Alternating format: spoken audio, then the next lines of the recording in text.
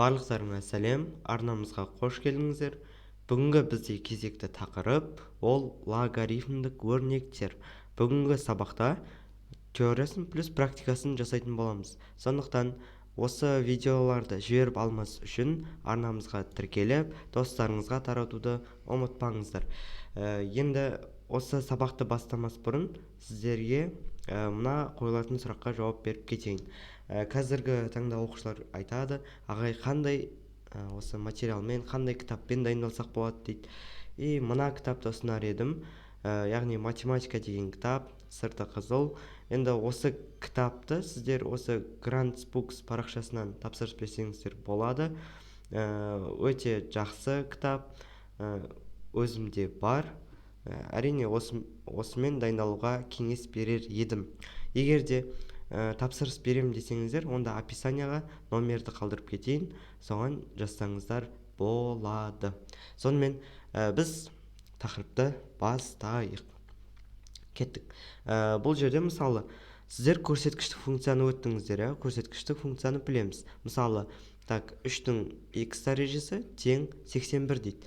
3-тің қандай дәрежесі ол 81-ге тең? Әрине, ол x тең 4. Яғни 3-тің 4 дәрежесі ол 81-ге тең, Одан кейін мынандай есептер кездеседі. 2-нің x дәрежесі тең болады 16. 2-нің қандай дәрежесі 16-ға тең? Әрине, x тең 4. 2-нің 4 дәрежесі 16-ға тең. Енді бізде мынандай проблемалар бар да ше. Мысалы, 3-тің x дәрежесі дейді, тең болады 17-ге дейді. Яғни 3-тің қандай дәрежесі 17-ге тең? Біз тұрамызда 3-тің ешқандай дәрежесі 17-ге тең емес, значит жауап жоқ деген сияқты өрнек келтіруіміз мүмкін. Бірақ осы жерде бізге мынандай есептерді шешу үшін не істейді? Логарифм көмектеседі. Яғни, мысалы, бізде көрсеткіштік функцияны, яғни мысалы a-ның y дәрежесі тең x болсын. Енді бұны логарифмге айналдырған кезде, міне былай жазасыздар. Логарифм a негізді x, a негізінде x тең y-ға. Яғни бұл логарифм өрнекті не үшін кіргізген? Міне осындай өрнектерді шешу үшін кіргізген. Қараңыздар, бұл жерде a-ның орнында міне 3 тұр, y-тің орнында x, x-тің орнында 17 тұр. Давайте осы логарифм арқылы шешіп көрейік осы есепті. Логарифм a негізді, значит, негізінде 3 қоямыз. Логарифм 3 негізді 17. Логарифм 3 негізді 17 ол x-ға тең. Сонда мына аяқтағы x-тің мәні логарифм 3 негізді 17. Яғни осындай есептерді шешу үшін бізге логарифм керек. Енді толықтай сіздерге ашып өтейін. Мысалы, мынандай берілсін. 2-нің x дәрежесі тең 5-ке болсын. 2-нің x дәрежесі 5-ке тең. Енді осыны логарифм арқылы шешіп көрейік. Кеттік. Бізде логарифм 2 негізді 5 болады. Яғни логарифм 2 негізді 5 тең болады x-ке. Яғни бұл деген сөз, міне, 2-нің x дәрежесі 5-ке тең деген сөз. Яғни мынаны біз логарифмге айналдырдық. Келесі бізде мысалы мынандай есеп берілсін. 7-нің x дәрежесі тең болады 25 дейік. Ал кеттік. Осыны қалай шығарамыз? Бұл жерде логарифмге салып шығара саламыз. Негізінде 7 болады. Логарифм 7 негізді 25 болады. Логарифм 7 негізді 25 тең болады x-ке. Яғни x-тің мәні неге тең? X-тің мәні логарифм 7 негізді 25-ке тең екен. Енді тағы да бір мысал келтірейік, түсінікті болу үшін. Біз мысал келтірген сайын, ол есептің мәні, мағынасы ашыла береді. Сондықтан 3 мысал келтіріп жіберейін осы жерден. 3-тің x дәрежесі тең болады 18 болсын. Кеттік ал. Енді бұл есепті шығару үшін не істейміз? Әрине, логарифмге салып жібере саламыз. Логарифм 3 негізді 18 тең болады x-ке. Енді керісінше, мысалы былай келетін болса, есеп былай келсін, так, 3-тің 4 дәрежесі, жоқ емес, мысалы x-тің 4 дәрежесі тең болады 5-ке. Так, бұл өрнекті қалай логарифмге айналдыруға болады? Так, ол үшін не істейміз? Логарифмнің қасиетін қолданамыз. Логарифм, бізде а, а дегеніміз ол негіз сан, міне. Сондықтан бұл x негізді, логарифм x негізді 5, ол тең болады 4-ке. Яғни біз не істеп жатырмыз? Логарифм арқылы қалай жазылу керек екенін үйреніп жатырмыз. Тағы да бір мысал келтірейін, түсінікті болу үшін. Так, енді келесі бізде мысалы y-тің 3 дәрежесі тең 5-ке болсын, 3-ке болсын. Так, ол кезде не істейміз? Логарифм y негізді 3, ол тең болады 3-ке. Міне, дәл осылай сіздер логарифмнің мән мағынасын, не үшін керек екенін ашып біліп алдыңыздар. Енді дәл осы нәрсені сіздер дәптерге жазып қойыңыздар. Дәптерге жазсаңыздар, ол көп информация баста қалады. Сондықтан дәптерге жазу өте маңызды. Міндетті түрде дәптерде тұратын болсын, сол кезде ғана нәтиже болады. Енді келесі. Так, осы енді логарифмнің қасиеттерімен танысайықшы. 3 негізгі қасиетін білсеңіздер жеткілікті. Так, енді бірінші қасиетін айтып өтейін. Бірінші қасиеті, міне, анықталу облысы деп тұршы. Анықталу облысы дегеніміз, ол x-тің қабылдай алатын мәндері. Осыны тоже жазып қойыңыздар. Анықталу деп қойын, облысы дегеніміз, ол x-тің қабылдай алатын мәндері. Қабылдай алатын мәндері деп жазып қойын. Сіздер де менімен бірге жазып отырсаңыздар болады. Егер де үлгермей жатсаңыздар, онда бетін тоқтатып қойып жаза беріңіздер. Так, мысалы мынандай мысал алайық. Так, логарифм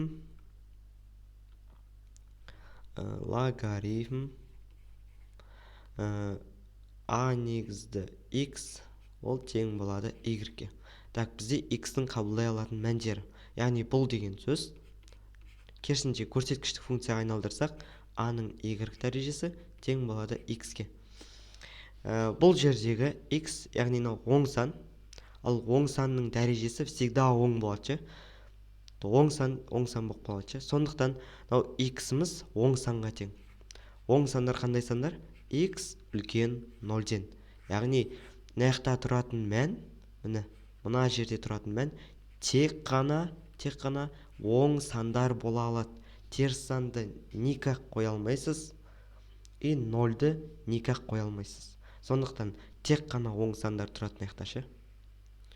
Мысалы, бір мысал келтірейін. Логарифм а негізді x минус 1. Мына жерде бүйтіп алайықшы. Логарифм 3 негізді x минус 1 тең y-ке. Так, осындай функция берілген, осының анықталу облысын табуымыз керек. Так, мына жерде тұрған өрнек қандай? X минус 1. Яғни бұл жердегі x минус 1 қандай болу керек? Әрине 0-ден үлкен болу керек. Сондықтан бізде мына жердегі өрнекті, қандай өрнек тұрса да x минус 1 үлкен 0-ден деп аламыз. Яғни мына өрнек жазамызда үлкен 0-ден дей саламыз. Сонда x үлкен 1-ден. Жауабы сонда анықталу облысы x үлкен 1-ден екен. Енді келесі сіздерге мәндер облысын айтып өтейін. Мәндер облысы дегеніміз, ол y-тің қабылдай алатын мәндері. Яғни мәндерінің облысы, ол қабылдай алатын мәндері. Яғни y-тің қабылдай алатын мәндері. Бұны да жазып қоя салыңыздар. Қабылдайтын мәндері. Мен қысқартып осылай жаза салайын. Мәндері. Так, енді мәндер облысы, ол y-тің қабылдайтын мәндері дедік. Мысалы, жаңа өрнекті тағы да жазамыз. логарифм а негізді x и ол тең болады y-ге. Так, енді қараңыздар. Бізде y-тің қабылдай алатын мәндері, яғни a-ның y дәрежесі тең x емес па? Яғни мына жердегі y ол кез келген санды қабылдай алады. Y-тің орнына кез келген санды қоя аласыз. Сондықтан ол x тиісті r деп қоясыз. Яғни нақты сандар жиыны. Бұл деген сөз минус шексіздіктен бастап плюс шексіздікке дейінгі любой санды қабылдайды. Осыны ұмытпаңыздар. Яғни нақтағы дәрежесі любой санды қабылдайды, ал мынау x болатын болса, ол оң сандарды ғана қабылдайды. Так, енді келесі үшінші қасиетін түсіндіріп өтейін сіздерге. Мына жерде а үлкен болса бірден логарифмдік функция өседі, ал 0 мен 1-дің арасында болса логарифмдік функция кемейді. Мысалы, логарифм а негізді x тең болады y-ге. Бұл жердегі а дегеніміз, мысалы, а үлкен болса бірден. Яғни мынау бірден үлкен сан болса, ол өспелі ше? Өспелі. Мысалы айтатын болсақ, мысалы логарифм 2 негізді x тең болады y-ге. Мынау қандай функция? Әрине өспелі. Неге өспелі? Өйткені мына жердегі а-ның орнында тұрған мән бірден үлкен. Енді керісінше 0 мен 1-дің арасында болатын болса, айтпақшы бір айтып өтетін жағдай, а теріс сандарды қабылдамайды, және а 1-ге тең емес.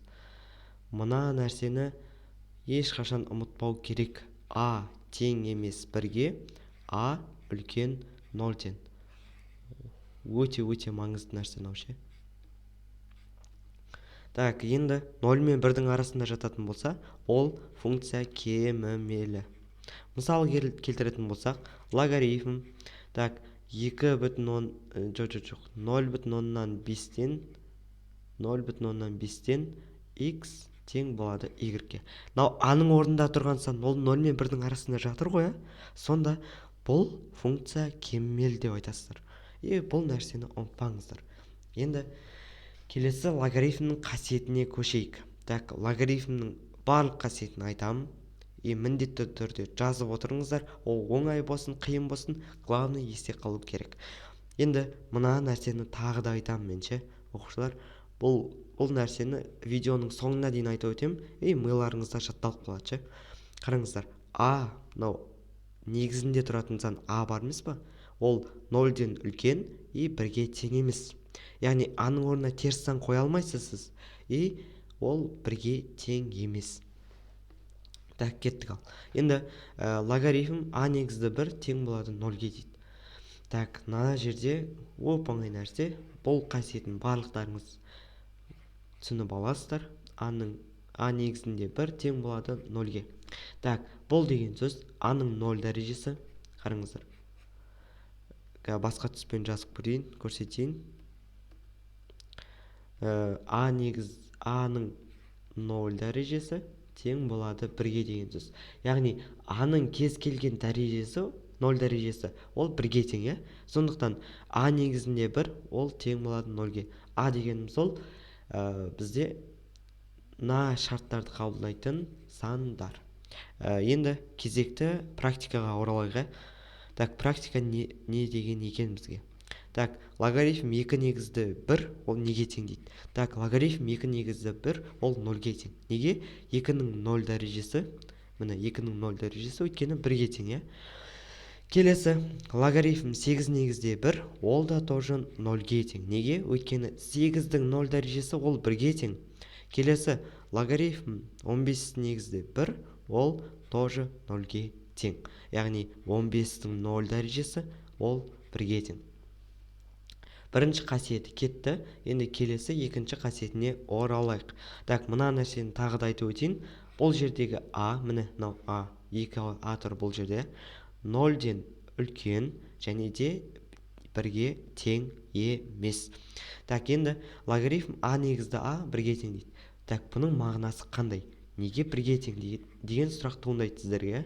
А негізді а, ол тең болады 1-ге дейді. Яғни бұл деген сөз, қызылмен жазып қояйын.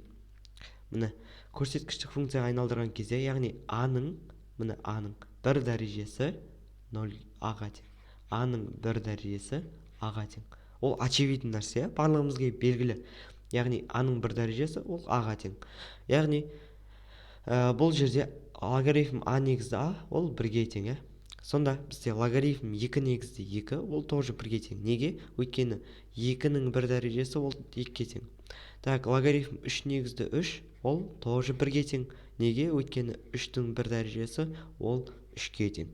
Логарифм 13 негізді 13 ол тоже 1-ге тең. И 13-дің бір дәрежесі ол 13-ге тең. Так, екінші қасиетін аяқтадық. Келесі үшінші қасиетіне оралайық. Мынау сіздерге қиын болып көрінуі мүмкін бас жағында, бірақ өте оңай қасиеттердің бірі осы қасиет. Бұл жерде тағы да айтамын, міне негізінде а тұр. Мына жердегі а 0-ден үлкен и 1-ге тең емес. Бұны енді есте сақтап қалдыңыздар. 30% есте сақтап қалдыңыздар деген үміттемін. Енді келесі бізде мына жерде қалай не үшін бұлай істеген екен. Так, логарифм негізі аға тең, мына жақта да негізі аға тең. Яғни екі жақта да негіздер қандай? Бірдей. Негіздері бірдей. Негіздері бірдей болған кезде, міне арасында қосу таңбасы болған кезде, мынау x пен мынау y екеуі көбейтіліп кетеді. Дәл осыны практикада қолданайық. Так, логарифм. Так, мынау негіздері бірдей. Мынау 24, мынау 24. И арасында қосу тұр. Арасында қосу тұрған кезде, мынау негіздері бірдей болған кезде, яғни екі шарт орындалу керек. Міне екі шартты жазып қойайын. Негіздері дейтін астында ақсан. Солай жаттап алсаңыздар болады. Негіздері бірдей болған кезде, бірдей болса, мынау екі хэштегті жазып қойыңыздар. Так, негіздері бірдей болса, және де арасында қосу болса, қосу таңбасы болса,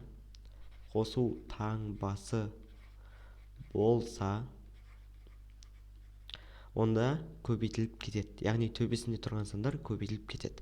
Мысалы, мынау логарифм 24 негізді, міне негізі қалады, и 3 пен 8 не істейді?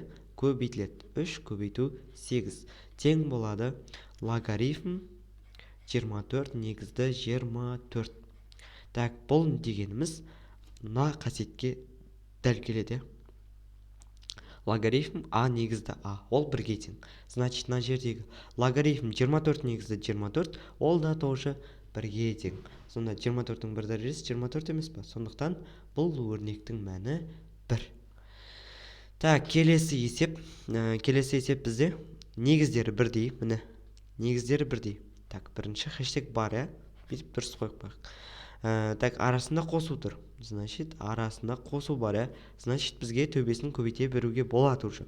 Логарифм 13 негізді 0,5 көбейту 2. Яғни 0,5 көбейтілген 2 тең болады. Так, бұл жерде 0,5 2 өсек 1 шығады. Сонда логарифм 13 негізде 1. Енді бұл нешеге тең дейтін сұрақ туындайды. Артқа қайтып ораламыз. Так, логарифм а негізінде 1 ол 0-ге тең. Неге? А-ның 0 дәрежесі 1-ге тең. Өйткені сондықтан бізде дәл осы мысал, яғни 13-тің қандай дәрежесі 1-ге тең? Әрине 0. 13-тің 0 дәрежесі ол 1-ге тең. Енді үшінші қасиетін қарастырдық, и төртінші қасиетіне көшейік. Төртінші қасиеті деп жазып қойын. Енді төртінші қасиетінде логарифм а негізді x минус логарифм а негізді y ол тең болады логарифм а негізді x бөлінген y. Яғни бұл жерде негіздері бірдей тоже, и арасында бұл жерде қосу емес, азайту. Яғни арасында азайту болған кезде не істейміз? Мына үстіндегі өрнектерді мінекей бөле салады екенбіз. Бұны практикада қолданып көрейік. Тағы да хэштег жазып қойын, тік еткізіп. И мына жерде негіздері бірдей болу керек. Қысқартып жаза салайын. Негіздері бірдей болу керек. Ал бізде арасында азайту минус таңбасы болса, онда бізде үстіндегі өрнектер бөлінеді. осы 3 сөзді жаттап алыңыздар, болды ше. Осы қасиетті смело айыра бересіздер. Так, енді келесі негіздері бірдей. Міне логарифм 9 негізді. Логарифм 9 негізді. Арасында азайту таңбасы. 45-ті не істейміз? 5-ке бөлеміз. 45 бөлінген 5. Яғни бізде арасын азайту болған кезде бөлеміз деп айттық.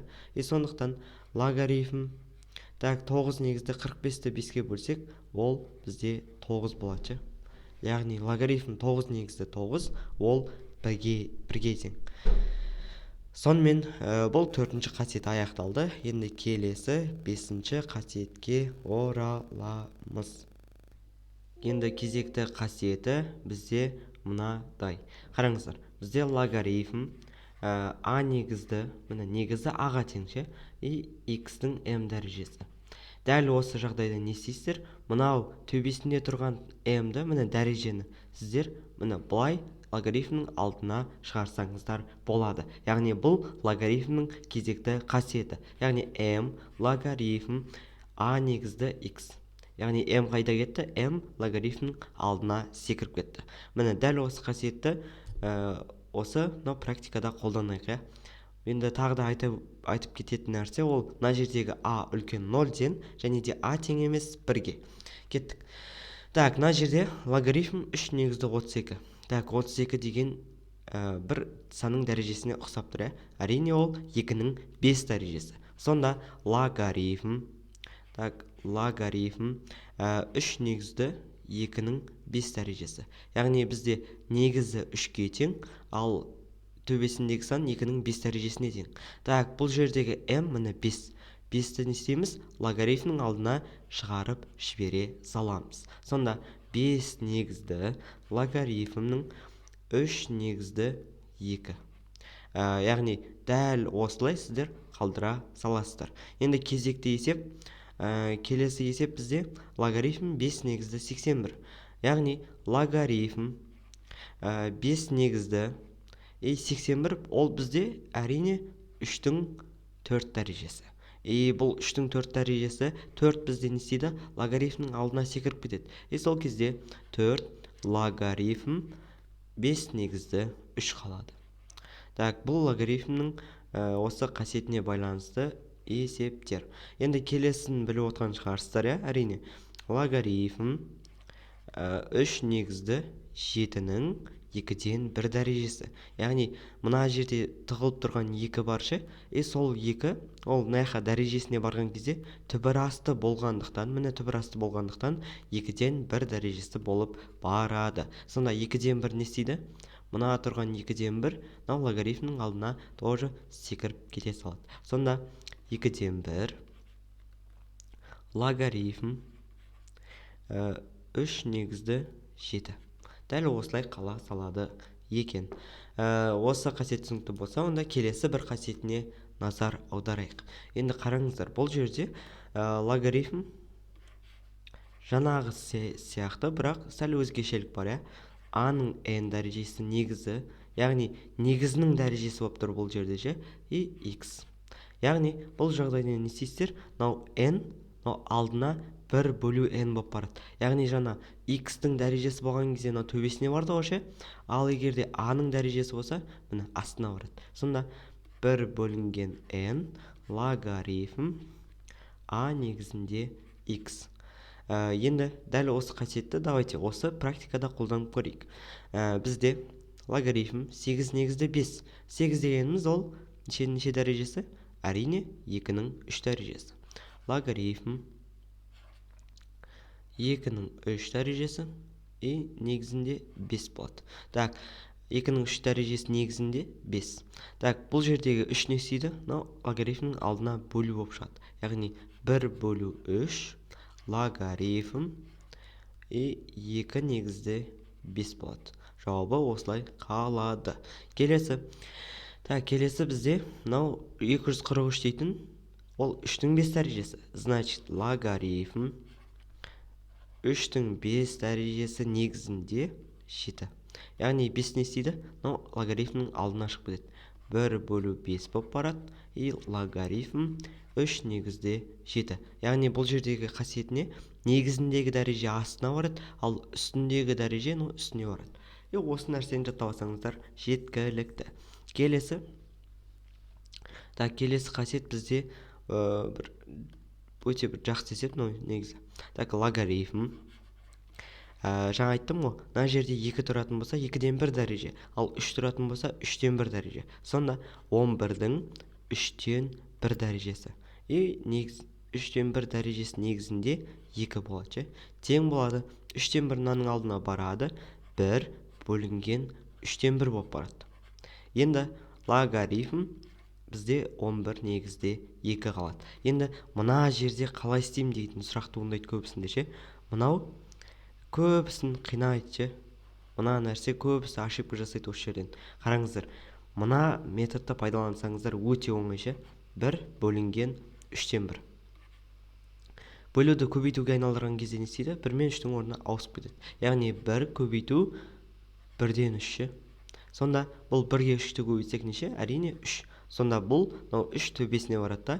3 логарифм 11 негізде 2 шығады. Осы қасиетті ұмытпаймыз. Келесі қасиет жаңағы алдыңғы 2 қасиеттің тура көшірмесі, бірақ екеуі бірге қосылып кеткендегісі. Яғни бізде логарифм а негізі а-ның n дәрежесі негізінде x-дің m дәрежесі.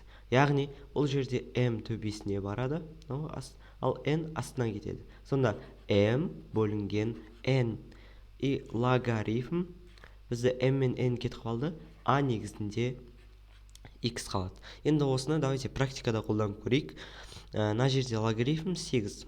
Ол бізде логарифм 2-ның 3 дәрежесі. Ал 49 ол 7-ның 2 дәрежесі. Сонда 3 астына 2 төбесіне барады. Сол кезде 2 бөлінген 3 логарифм 2 негізде 7 болады. Яғни 3 пен 2 кетті, 2 мен 7 қалды. Енді келесі мысалда 64 ол бізде 2-ның 6 дәрежесі. Сонда логарифм 2-ның 6 дәрежесі негізінде 3-дің 5 дәрежесі. И осы кезде 6 мен 5 алдына кетеді. Сонда 6-тан 5 болады. 5 үстіндегісі мәні үстінде, астындағысы мәні астында қалады. И сол кезде логарифм 2 негізде 3 болады. Дәл осылай қалдырасыздар. Келесі сәл қиындау. Екеуі де түбір астымен тұр. Қорқынышты болуы мүмкін, но сіздерге алдағы уақытта осылай практиканы көп шығарсаңыздар, өте оңай есептің бірі осы болады. Логарифм 6-ның 2-ден 1 дәрежесі. Яғни түбір астында тұрғандықтан 2-ден 1 дәреже болады. Ал 13-дің 3-ден 1 дәрежесі. 3-ден 1 дәрежесі. И енді 3-ден 1 алдына кетеді. 3-ден 1. И астында бізде 2-ден 1 болады. Логарифм 6 негізде 13 болады. Енді не істейміз? Әрине 3-ден 1. Міне, бүйтіп жазайық. 3-ден 1 бөлінген 2-ден 1. Бұл жерде бөлуді көбейтуге айналдырған кезде 3-ден 1 көбейту 2 бөлу 1. Сонда бұдан шығатыны 3-ден 2. Сонда бізде 3-ден 2, мынаған бөлсек 3-ден 2 шығады. И логарифм 6 негізді 13. Кеттік. Мына қасиеті түсінікті болды деген үміттемін. Яғни 3 рет практика жасадық. Егер де түсінбей қалсаңыздар, онда қайттан видеоны артқа қайтарып көрсеңіздер болады. Енді келесі бір қасиеті. Біздер мына жерде әлі ұмытпаған шығарсыздар. А бізде үлкен 0-ден а тең емес 1-ге. Енді қараңыздар. Бізде логарифм а негізді x тең болады логарифм с негізді x бөлінген логарифм с негізді а. Яғни бұл қасиет мынадай. Логарифм а негізді x. Бұны біз мынау с-ның орнына бір кез келген сан арқылы жазуымызға болады. Мысалы, логарифм 3 негізді x бөлінген логарифм 3 негізді а. Яғни бұл жерде шығатын не? Яғни мына жердегі сан мына жердегінің орнына бір кез келген санды алуыңызға болады. Яғни 0-ден үлкен болатын, 1-ге тең емес болатын бір кез келген санды алсаңыздар жеткілікті. Ол сіздер 2-ні қоясыздар ма, 3-ті қоясыздар ма, 5-ті қоясыздар ма, айырмашылық жоқ. Өз қалаған саныңызды есептің ыңғайына қарай қойсаңыздар болады.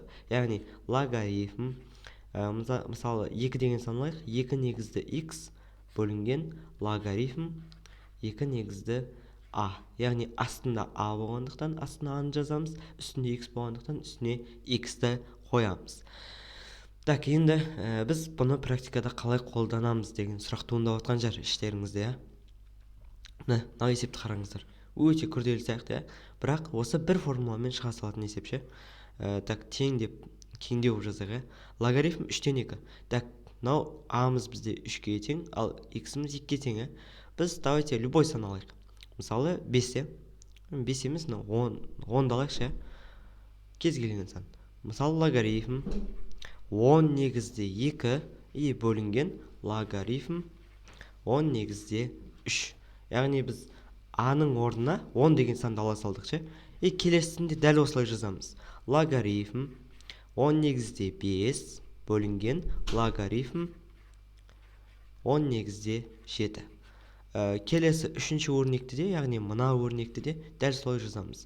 Логарифм, міне үстінде 3 түрі, значит 10 негізінде 3 бөлінген логарифм 10 негізінде 2. Яғни астында 2 тұр. Көбейту логарифм 10 негізінде 7. Яғни міне келесі өрнек, міне келесі өрнек. Тік деп қойық. Енді логарифм 10 негізінде 7 бөлінген логарифм 10 негізінде 5. Так, енді былай қарап тұрсаңыздар, ұқсас өрнектер бар, қараңыздар. Логарифм 10 негізді 3. Логарифм 10 негізді 3. Екеуін не істейміз? Қысқартып тастаймыз ше. Одан кейін логарифм 10 негізде 2, логарифм 10 негізде 2. Яғни екеуін не істейміз? Қысқартып тастаймыз. Логарифм 10 негізде 7, логарифм 10 негізде 7. Екеуін қысқартамыз. Логарифм 10 негізде 5 бөлінген логарифм 10 негізде 5. Яғни бізде барлық қысқартып не істеді? 1 қалды. Сонда бұл қасиет осындай жағдайларда керек болады екен. Енді келесі бір қасиеті жаңағы қасиеттен шыққан. Яғни бізде қараңыздар. Логарифм а негізде б. Логарифм а негізінде б болсын, тең 1 бөлінген логарифм б негізді а. Яғни екеуінің орнын алмастырдық и бірге бөліп жібере салдық. 1 бөлу логарифм б негізді а. Яғни орнын алмастырып біз мынаны жоғарыға шығарсақ болады, немесе мынаның орнын алмастырып біз төменге жіберсек болады. Енді бұл жерде мысалы мына есепті шығарып көрейік. Кеттік. Мына жерде 3 негізді 24. Яғни дәл мынау қасиетті қолдану арқылы мына қасиетті қолданамыз. А негізде б негізде а. Яғни біз мынаған келтіруіміз керек қазір. Сонда логарифм б-дан а. Бұл керісінше жазамыз. Логарифм 24 негізде 3. Қосылған. Мынау керісінше жазсақ логарифм 24 негізде 8. Яғни екеуінің орнын не істедік? Алмастыра салдық. Так, сонда екеуінің негіздері бірдей. Міне, жаңағы алдыңғы қасиетке оралайық. Міне. Мынау негіздері бірдей и арасында қосу тұр. Ол кезде не істейміз? Әрине көбейтеміз. Яғни мына жерде негіздері бірдей болып тұр ше, и арасында қосу тұр. Значит, көбейтіп жібереміз. Логарифм 24 негізде 3 көбейту 8. Яғни логарифм 24-тен 24 шығады бұл жерде. Ол дегеніміз не? Ол тең 1-ге. Өйткені 24-тің бір дәрежесі 24-ге тең. Сонымен осы қасиет түсінікті болды деген үміттемін. Енді келесі қасиеті. Так, мына жерде шатастыратын, көп жерде шатастыратын осыны ше. Мысалы, логарифм 2 негізде 3-тің квадраты дейді ше. Яғни бұл 2-ның 3-тің бұған вообще қатысы жоқ, мүлде қатысы жоқ. Бұл логарифмнің квадраты. Яғни бұл деген сөз логарифм 2 негізде 3 көбейтілген логарифм 2 негізде 3 деген сөз. Яғни осы кезде көбейткен кезде логарифм 2 негізде 3-тің, міне 2 негізде 3-тің міне квадраты шығады ше. Дәл осы нәрсе мынау айтып отқаным ше. Енді сіздер шатастырып алмаңыздар. Мынау 2 там алдына кетіп 2 негізді логарифм 2-ден 3 болады деп ше. Бұл үлкен қателік. Сондықтан бұл логарифмнің дәрежесі. Міне оны осылай жазсаңыздар болады. Алдына ешқашан шығармаңыздар. Келесі ондық логарифм. Ондық логарифм бізде қараңыздар. Логарифм 10 негізде x. Яғни негізі неге тең? Негізі 10-ға тең. Бұны бізде былай жазады. lg, яғни логарифм x. Бұл деген сөз негізінде 10 бар деген сөз. Мысалы, логарифм 7 болсын, ондық логарифм 7. Бұл деген сөз логарифм, міне логарифмге айналдырған кезде 10 негізде x-тің орнында 7 тұр. Значит, 10 негізде 7 болады. Келесі бір мысал көрсетейін. Мысалы, ондық логарифм 13 болсын, ондық логарифм 13, ол логарифм 10 негізде 13 болады.